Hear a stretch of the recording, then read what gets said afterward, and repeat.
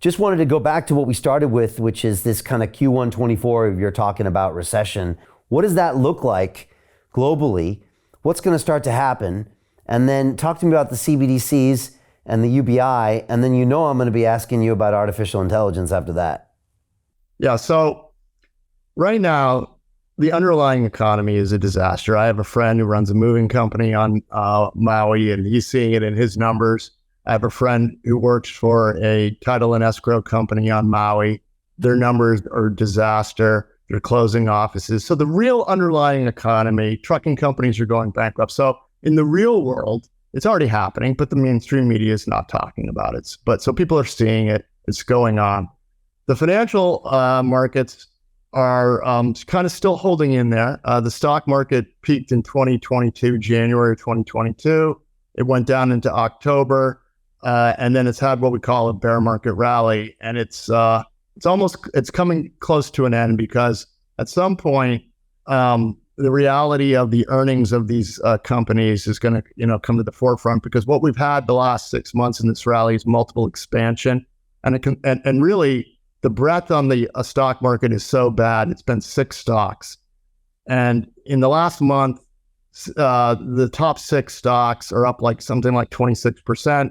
The S&P, I think, is flat, and the average stock equal market cap weighted is down 2%. And year to date, it's the same picture. The top 6 up 65%, the S&P up 8%, and the average stock down 1.4%. So on Wall Street, we call that breadth.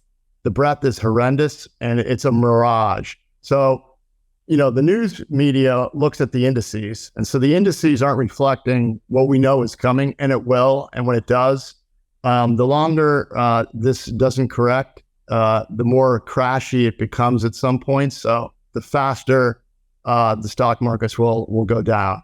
So I think we're going to see that starting either imminently or in the fall. Depends on what goes on. I think this budget deal is a sell the news event. And I think what people don't understand is that the Treasury hasn't been issuing bonds. They've been drawing down on the Treasury general account. And so that's actually stimulative to the stock markets. It provides liquidity to the market. Once they start reissuing bonds, that will drain liquidity, and we'll see a problem in the prices of stocks. That's when people will start to pay attention.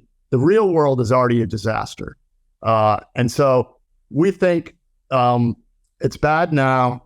Most people that run businesses know this. The general person does not. But as we move through the next 6 months, it'll become apparent to people that something has gone off the rails.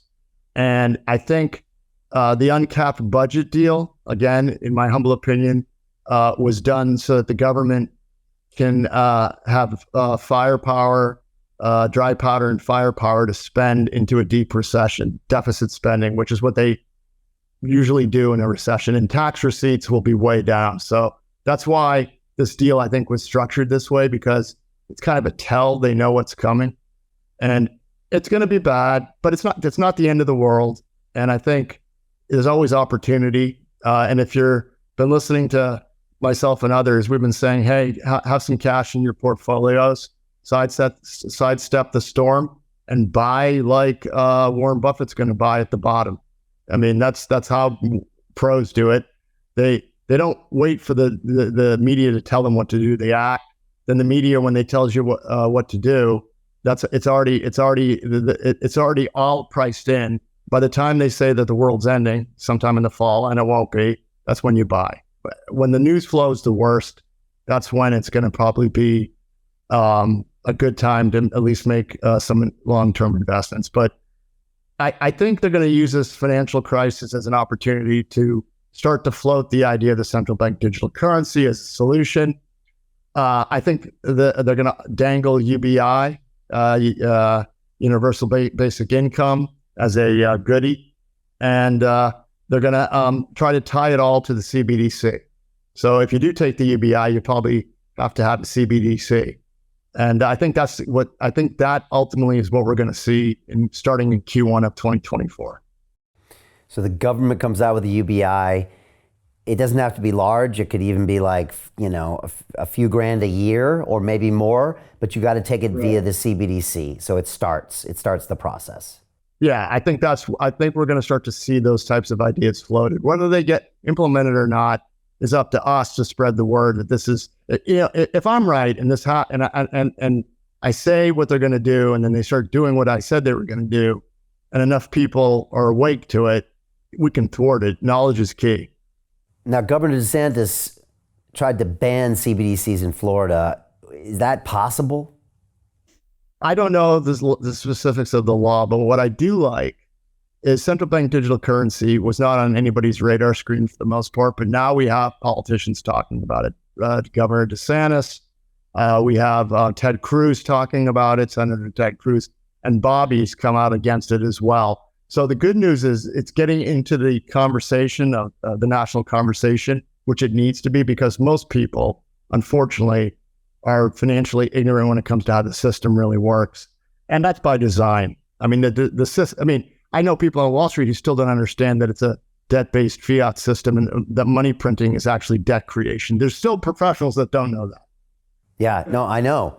And they don't, I know. They don't teach that at economics at MIT and on Wall Street, like you said. They usually teach you when you get there how it's supposed to work, but not much of the whys of what's going on there. You never actually ask a lot of questions on Wall Street, do you? You got there as a junior, you're told this is how it works. And you're like, okay. And then when the next junior comes in, you tell him how it works. And it kind of gets propagated, right? Well, and people are siloed on Wall Street. So like, when you're in college or business school, you interview either investment banking, equity research, or sales and trading. And so you go into your little silo and you kind of don't see the big picture. That's why the people who really killed it in the great financial crisis were people who could look across silos.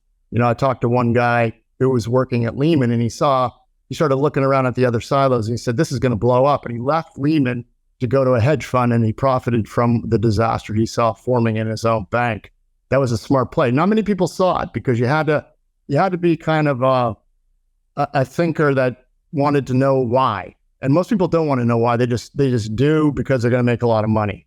So Jim Rickards has just recorded a video that's not available to anyone in the public, and he's going to be talking about how this upcoming recession is going to be fast, it's going to be bloody, it's going to be nasty. But at the same time, he's going to show you how you can position yourself to profit from all of this chaos. Now, we've made this video only available to our viewers. Go to londonreal.tv/Jim. Watch that immediately. I can't say enough good things about Jim Rickards. He understands the global economic system better than any guest I've ever had on London Real.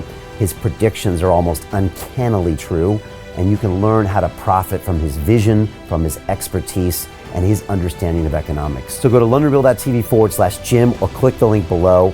It's an excellent, excellent look on what's going to happen in the future and how you can position yourself to profit from that. Jim is one of the best in the business, one of my favorite guests on London Real, and he's very, very good at predicting the future and showing us all to profit from it. So click the link, and I hope you enjoy.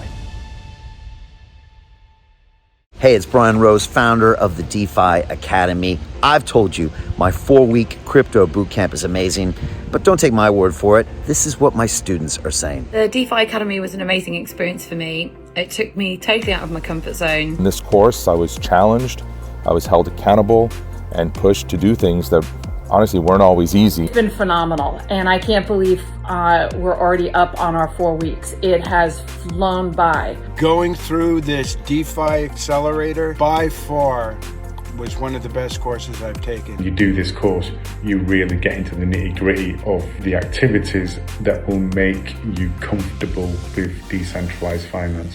Thank you so much to Brian and everyone at London Real and the DeFi Academy for even putting together an amazing course like this. Anybody else that wants to do it, please sign up. It is well worth the money.